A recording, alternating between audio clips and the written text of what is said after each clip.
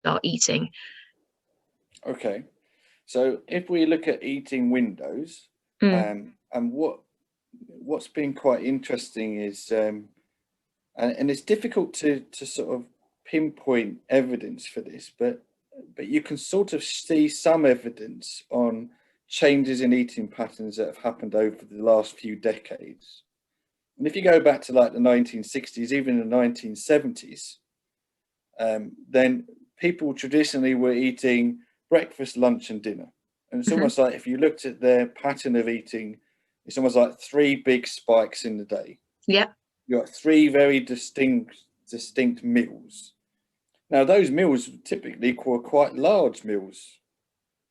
Even breakfast was quite large, lunch was quite large, dinner was probably the smallest meal of the day, actually, for most Mm. people, because Hmm. a lot of people were having a big breakfast before they went to work, and actually a lot of people were coming back to home to eat, or maybe having a big meal in the work canteen. You know, the Yeah. way in which we're eating was different. If we then fast forward to now and you look at the pattern of eating, you still see three sort of humps that Hmm. represent breakfast, lunch, and dinner, but they're more like humps rather than spikes, because what Right. you're seeing is that there's almost like a grazing pattern of eating, that people are eating things, you know, that might not be actually breakfast, but it might be a coffee and a muffin, and Hmm. then they have something else, and then they have a snack, and this sort of almost like it's been ingrained in people that they have to eat Hmm. regularly, almost like they have to have something, and then they have to have a snack or a drink, and then they have to have something else, and Yeah, that to keep their energy levels up. Yeah. they've got to, yeah, they're eating on the go all the time. Mm. Um, and they're still having meals, but maybe that meal is spread across snacks as well. So you've got lots of eating episodes Hmm. across the day. But the other observation is, of course, if you're doing that, then you're also extending the eating window. So you might be, even if it's something relatively small, you might be having something on the way to work from Starbucks or other coffee places or whatever it is, or something that you've just chucked into your bag.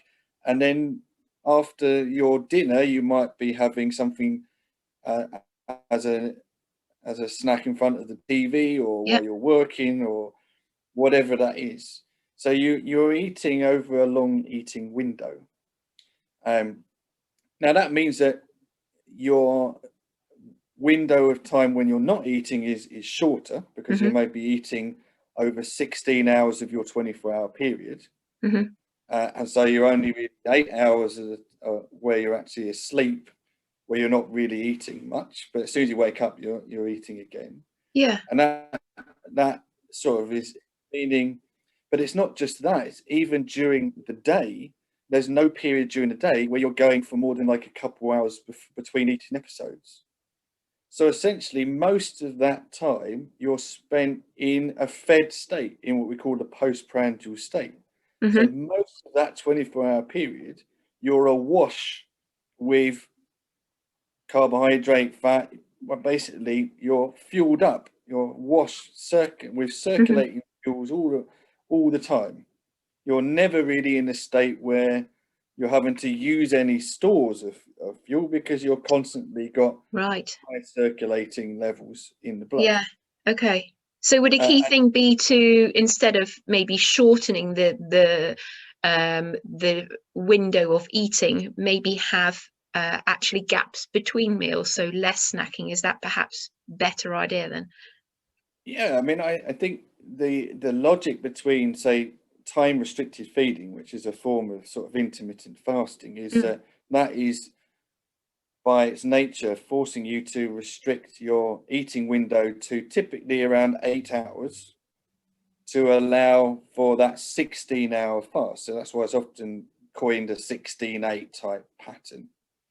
So you're extending that fasting period, and really a true fasted period for most people, even if they're having a typical dinner relatively early on, let's say around finished by about 7 o'clock at night, then they're only really in a truly fasted state for about a couple of hours before they wake up, from Hmm. about 4 o'clock in the morning. So even in that normal pattern of eating, you're still in a postprandial state a lot of the time, and maybe in the post-absorptive state, which is the next period, and then only for a few hours before waking are you in the fasted state. So the logic of time restricted feeding is now you're allowing yourself a longer period to reach that fasted state to start with, and also be longer in that fasted state. Okay, and then obviously you're starting to use your reserves then. And then you're starting to use your reserves, because of course, if you're always, it's like a car. If you're driving your car and you've constantly got a petrol pump attached to it, then you're never going to have to use the fuel in your tank in the car. Yeah. So you have to actually use or have a period where you're not fueling up in order to use the fuel you've already got. That's a very crude way of thinking about it, but that essentially is what often is happening when people are grazing and eating over a long period of time during the day. And of course, there's more opportunity to eat more than you need overall, of course, if you've got more eating opportunities. Okay, so obviously there has been some good research in terms of intermittent fasting or time restricted feeding for reversal of conditions like diabetes, and of course it's not for everybody, is it? It's not advisable for pregnant women, children, the elderly, etc. But also thinking about personalized nutrition, there's another angle to it. You know, we are not all the same. For some people intermittent fasting may be beneficial, for others maybe not. It's probably a moment for people to maybe experiment themselves. So yeah, maybe some people it might be reducing the window in which you eat in the day. For some people it may be keeping the window but just not snacking in between meals. We're all different, and maybe it's an opportunity for people to experiment themselves. Yeah, I think there's some interesting manifestations of that time restricted feeding. So if you were to do an 8-hour eating window and a 16-hour fast, now one easy way in which you could do that is just skip a meal. So skip breakfast. I mean, that links into lots of research and studies that have looked at breakfast skipping. Now, in a way, that's a very simple strategy to reduce your eating window, because you're just removing one meal altogether. And even though you might eat more in subsequent meals, that's still not enough to compensate for the fact you've missed that meal.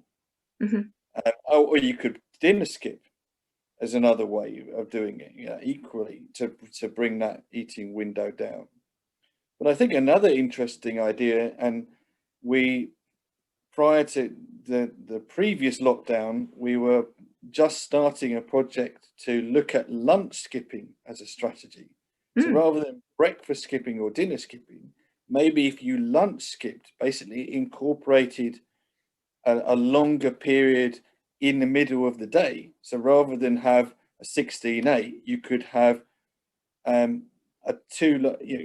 two periods of extended gaps across that 24-hour period. And we didn't manage to complete that study because, of course, all research shut down. But that's something that we really wanted to resurrect, and we were just interested in to sit in it in the first place as what the practicalities of that might be in terms of people's adherence to it, their appetite when you give them subsequent meals that follow it. So, but it's of the same philosophy as time restricted feeding, but just another sort of manifestation of it. You can almost call it the Gordon Gekko approach, isn't it? Lunch is for wimps. So it could be interesting though. I think a lot of people might struggle with that though. Some people can skip breakfast, but the other two meals are not so easy, I think, for a lot of people to skip. But if the reward was great enough, I'm sure people could do it. It's a shame that you haven't got the results for that. That was really interesting. Yeah, so I mean, I don't know whether it would be acceptable to people, but you know, it's going back to this idea of does one size fit all? And it's Yeah. not just about how.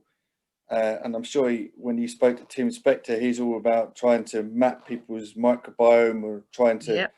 predict how people respond to meals. But it's not. That's part of it, and we're way uh, earlier, too early to know exactly how people respond, how that actually manifests in terms of people's response.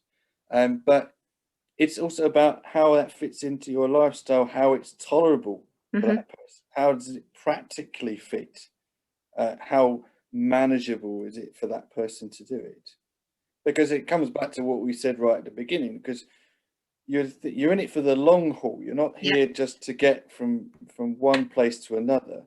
It's all about maintenance. Now, whether that's maintenance to not gain weight in the first place or maintenance of a newly achieved weight, that's really the key to it. Because yes, time restricted feeding, intermittent fasting does get people to lose weight, because some people, through meal skipping or by restricting the eating window, will eat less.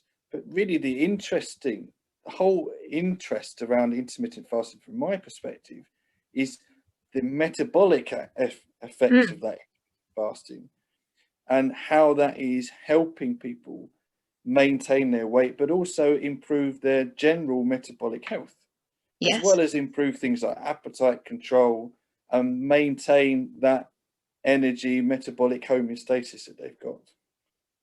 Which is the thing that we all want to achieve, isn't it? Okay. That's it. And that is independent of weight. So irrespective of whether you're lean, whether you're obese, Mm. you can still have good health.